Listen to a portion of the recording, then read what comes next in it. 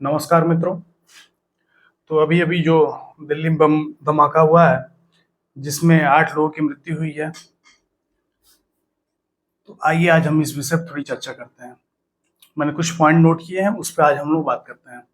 Video को short में रखेंगे, महत्वपूर्ण बिंदुओं को समझने की कोशिश करते हैं। दिल्ली में सबसे पहले जो आप देखिए लोकेशन क्या है उसकी, लाल किले, जहाँ से हमारे यहाँ 15 अगस्त मनाया जाता है, स्वतंत्रता दिवस मनाया जाता है। टारगेटेड रूप से रेड फोर्ट को रखा गया है।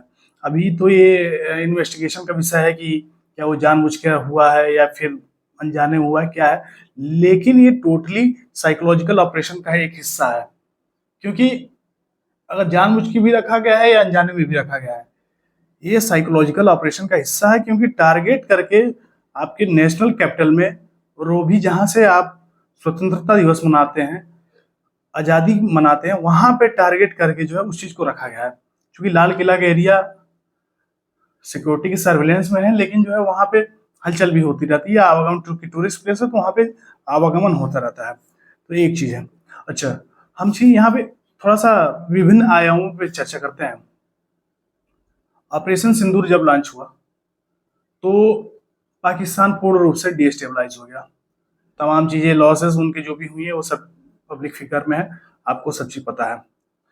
तो जब से लॉन्च हुआ है तब से उनके अंदर ये हुआ है कि मतलब कैसे हम डिस्टेबलाइज करें।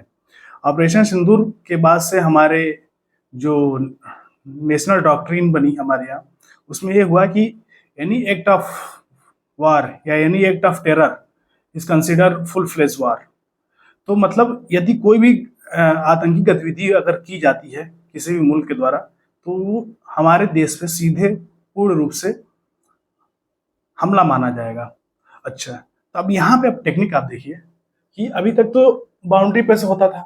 अब यहाँ पे हम ये देखेंगे कि आपके देश के अंदर हो गई, राष्ट्रीय राजधानी में हो गई।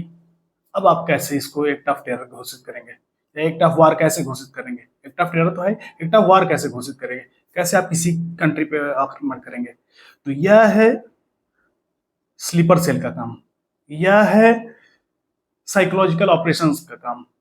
अभी आप विभिन्न डाटो कनेक्ट करेंगे तो आज पूरे दिन, कल भी जो है कई जगहों से बहुत सारे बारूद और गन, ऐसी सारी चीजें, केमिकल, एक्सप्लोसिव केमिकल्स बहुत सारे जगहों से बरामद हुए हैं। तो इन सारे डाटो को आप कनेक्ट कीजिए तो ये सब चीजें यही इंगित करती हैं। अभी देखिए, अभी हमारे यहाँ जो है सरक्रिक पे और सिलीगुड़ी कॉरिडोर, वहां पे दोनों जगह जो ऑपरेशन चल रहा है। सरक्रिक में ऑपरेशन त्रिशूल के नाम से वहां पे एक्सरसाइज हो रही है, मिलिट्री एक्सरसाइज हो रही है। सेम चीज सिलीगुड़ी कॉरिडोर पे भी हो रही है। अच्छा, आप देखेंगे कि बांग्लादेश भी पूर्ण रूप से डिस्टेबलाइज है। वो भी हिंदुस्तान से अपने संबंध नहीं अच्छा करना चाहते। पाकिस्तान का तो संबंध अच्छा रहा ही नहीं है। बांग्लादेश में तो ऐसी एंटी गवर्नमेंट आ गई है, मतलब एंटी इंडिया गवर्नमेंट आ गई है कि उन्होंने, जिस इंडिया ने उनका साथ दिया, वो पूर्ण रूप से इंडिया को ही दरकिनार कर रहे हैं और अपनी ही चीजों को बुलाते। उनकी तो बात ही खत्म कीजिए। लेकिन वहां पे भी देखिए, अभी जो है कुछ दिन पहले एक बुक रिलीज किए थे और उसमें आप देखेंगे कि एक्सपेंडेड बांग्लादेश का उन्होंने फोटो लगाया था उस किताब पे, जिसमें उन्होंने पूरा ये बांग्लादेश, उड़ीसा और पूरे नॉर्थ ईस्ट को अपने कब्जाए थे। तो यह सब एक साइकोलॉजिकल ऑपरेशन का, एक साइकोलॉजिकल वारफेयर का एक हिस्सा है। तो ये सर्किल का ऑपरेशन हो गया हमारे यहाँ, तो इससे भी पाकिस्तान में खलबलाहट है। उधर सिलीगुड़ी कॉरिडोर पे चल रहा है तो उधर भी उनके लोग एक्टिवेट हैं। अभी अफगानिस्तान से भी हमारे संबंध हो रहे हैं। हमारे एक्सटर्नल अफेयर्स मिनिस्टर ने वहां पे अपॉइंट करने के लिए बोला कि हाँ, हम जो है यहाँ पे अपनी एम्बेसी अपॉइंट करते हैं, एम्बेसडर अपॉइंट करते हैं। तो अभी जो है अफगानिस्तान से भी लोग जो है यहाँ पे आए थे देवबंद में, तो वहां से वो लोग मिले थे। काफी मतलब अच्छे संबंध हो रहे हैं हिंदुस्तान के। तो ये सारी चीजों को देख के जो है, जो आईएसआई है या फिर जो भी डीप स्टेट है, उनको ये चीजें सही नहीं लग रही है कि कैसे ये सारी चीज इतनी अच्छे कोहेरेंट तरीके से हो रहा है इंडिया में। तो ये चीज इस तरीके से जो है वो उसको टारगेट कर रहे हैं। अभी इसमें जो है फुल स्केल वार पॉसिबल नहीं है पाकिस्तान के द्वारा, तो वो जो ऐसे ही प्रॉक्सी वार करते रहेंगे। तो अभी तो ये इन्वेस्टिगेशन होता है, पता चलता है कि क्या है मामला, क्या है, तो थोड़ा सा ज्यादा क्लियर स्पष्ट होगा पिक्चर जो है। अच्छा, इसमें क्या है कि इंडिया के ग्रोथ को भी हैम्पर करने के लिए, जैसे यहाँ पे नाम नहीं लेना चाहिए, बहुत सारे देशों से अभी हमारे ट्रेड डील की बात चल रही है और नहीं हो पा रही है कुछ, क्योंकि हमारे इंटरेस्ट को, नेशनल इंटरेस्ट को देखते हुए हमको अपने जो भी ट्रेड डील है उसको फाइनल करना होगा, लेकिन हम किसी के दबाव में आके नहीं कर सकते हैं।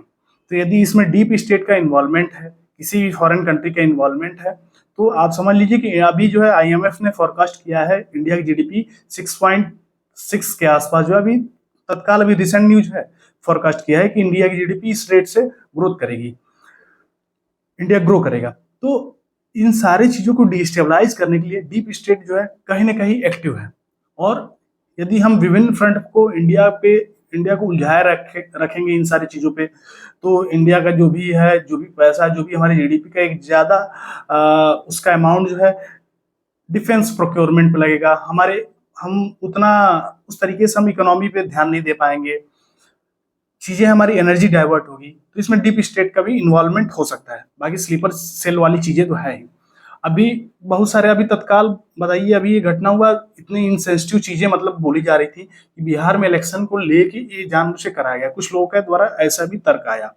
अभी ये बताइए, कर्नाटक में जब अभी कुछ दिन पहले हुआ इलेक्शन, तो वहां पे तो कुछ नहीं हुआ, असम में हुआ, वहां नहीं हुआ, अभी आपके मध्य प्रदेश में हुआ तो वहां पे तो कुछ ऐसा नहीं हुआ, तो क्यों अब बिहार? तो ये जो है फिजूल की बातें हैं, इलेक्शन के दौरान ऐसा अटैक, ये किसी तरीके से सही नहीं है। मिलिट्री कैपेबिलिटी, आर्मी कैपेबिलिटी पे प्रश्न चिन्ह उठाना ये सरासर गलत है। अभी ऑपरेशन सिंदूर जो है ऑनगोइंग है और इसमें तमाम चीजें अभी पता चलेंगी। तो इस वक्त में हमें अपनी सेना का, अपने मिलिट्री का, अपने सुरक्षा बलों का जो है हमें पूर्ण रूप से सहयोग करना चाहिए, मजबूती से उनका साथ देना चाहिए और एक राष्ट्र के रूप में हम सभी को एकजुट होकर काम करना चाहिए, एकजुट होकर रहना चाहिए। और कोई भी ऐसी अनयूजुअल गतिविधि देखे तो उसको तुरंत जो है नजदीकी पुलिस स्टेशन को आपको इन्फॉर्म करना चाहिए। तो इन सारी चीजों को कनेक्ट करने से हमें ये पता चला कि साइकोलॉजिकल ऑपरेशन आज के समय में बहुत बड़ा एक मुद्दा हो गया है। यदि हम इसको देखेंगे तो ऐसा नहीं कि कोई बहुत पीड़ित आदमी इसको कर रहा है, अच्छे अच्छे इंटेलिजेंस लोग जिनका प्रॉपर इंजीनियरिंग बैकग्राउंड है, डॉक्टर बैकग्राउंड से अच्छी नॉलेज गेन करने के बावजूद भी अगर उनका ब्रेन वॉश हो सकता है इस लेवल पे, तो फिर सोचिए किस लेवल पे काम चल रहा है। इसलिए इस समय में हमको जो मजबूती बनाए रखना होगा और देश के साथ खड़ा रहने होगा। जय हिंद, जय भारत।